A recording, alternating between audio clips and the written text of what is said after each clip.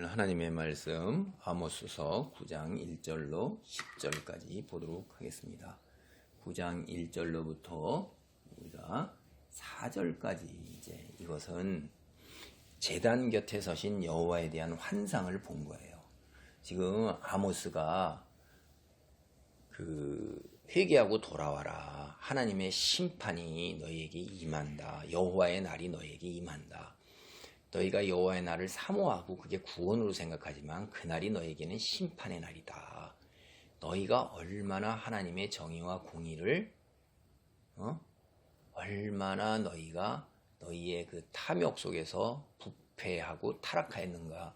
그로 인해서 너희에게 심판이 임한다는 것을 이제 이 5가지 환상으로 다시 이야기를 합니다. 앞에서 구구절절히 계속해서 반복해서 이야기했다가 근데 그 5번째 환상이 제단 곁에 계신 하나님의 환상이에요.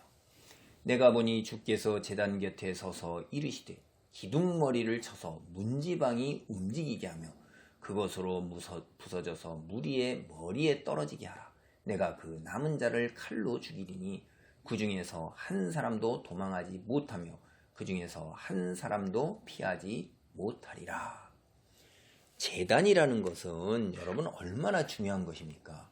이스라엘이 믿는 하나님, 그 하나님께서는 뭘 주셨냐면 성막을 주셨어요.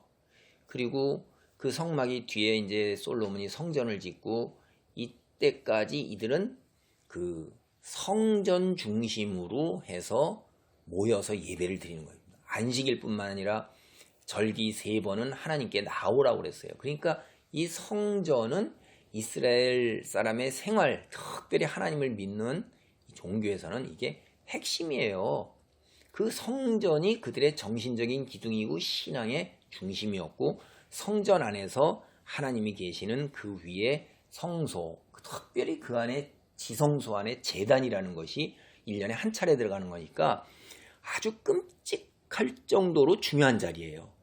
그 끔찍할 정도로 중요한 지성소 안에 제단에 하나님이 계시는데 이 제단에 1년에 한 차례 들어가서 어떻게 했어요?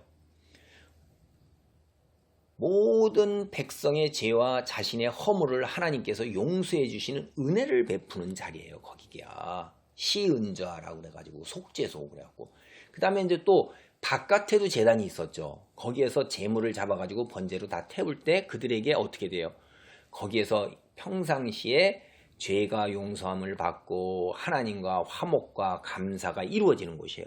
그 속에서 그들이 치유와 위로의 말씀을 제사장의 입으로부터 들을 수 있었고 축복의 말씀을 들었던 거란 말이에요. 그러니까 제단이라는 것은 어마어마한 장소예요. 은혜의 장소예요. 축복의 장소예요. 그런데 이제 여기 9장 1절에 보면 뭐예요? 주께서 제단 곁에 서서 거기에 심판이 이루어지는 거예요. 그 은혜와 생명과 구원이 이루어졌던 장소가 심판의 장소가 되어버린 거예요. 너무나 무서운 것입니다. 이게 어떻게 이렇게 반전이 있을 수가 있어요. 하나님의 무서운 처벌과 징계와 혹독한 하나님의 저주의 심판이 있는단 말이에요.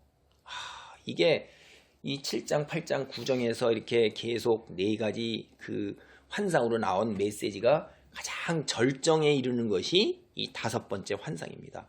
이 환상에서 아모스가 이 여태까지 부르짖었던 그 하나님의 무서운 심판의 메시지가 모두 사실이라는 것을 다시 한번 재삼 확인시키면서 가장 높은 곳에 올라가서 그게 절정에 이르게 되는 겁니다.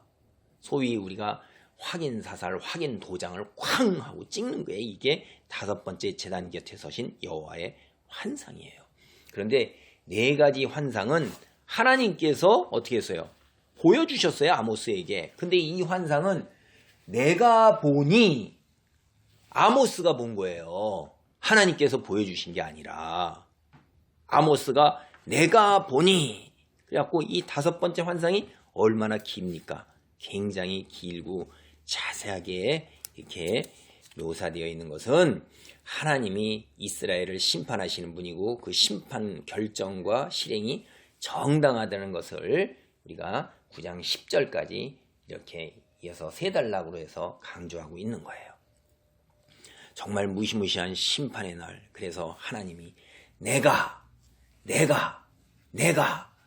손이 내가 내 눈을 내가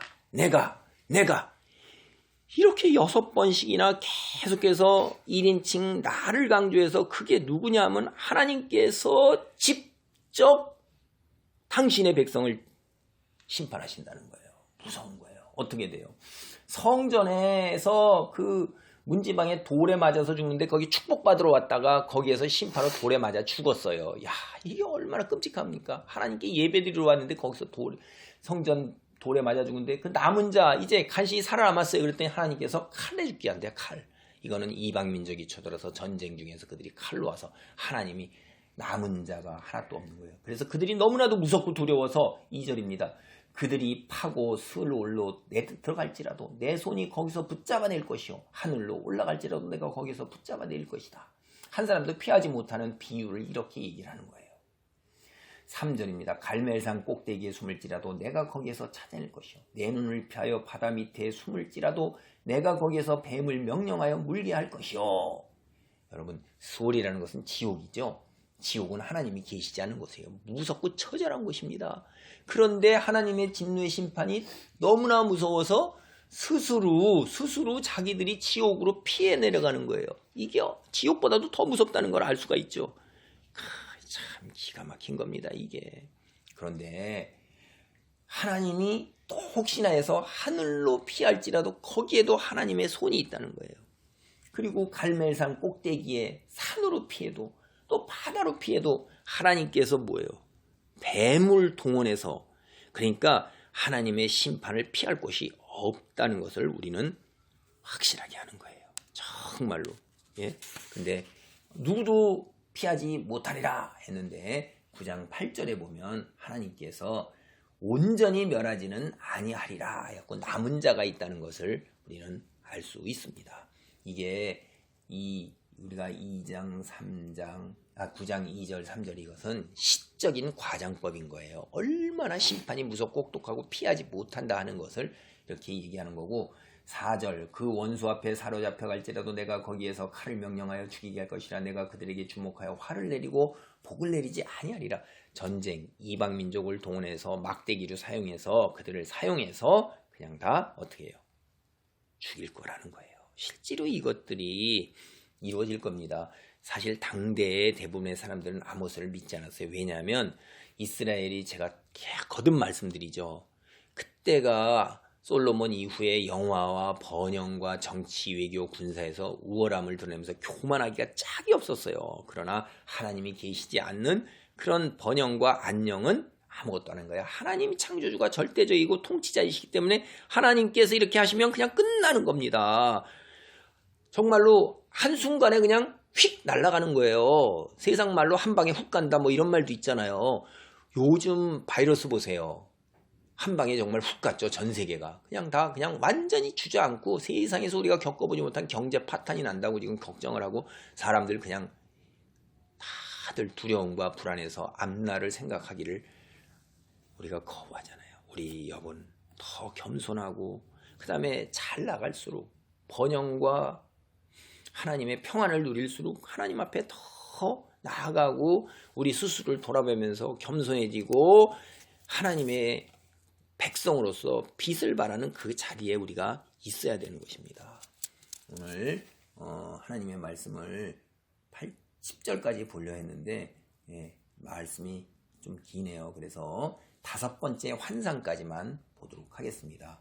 제단 곁에 서신 마지막 환상, 이것은 축복이 저주로 변하는 거예요. 장소도 그렇고 하나님께서 직접 심판하신다는 거예요.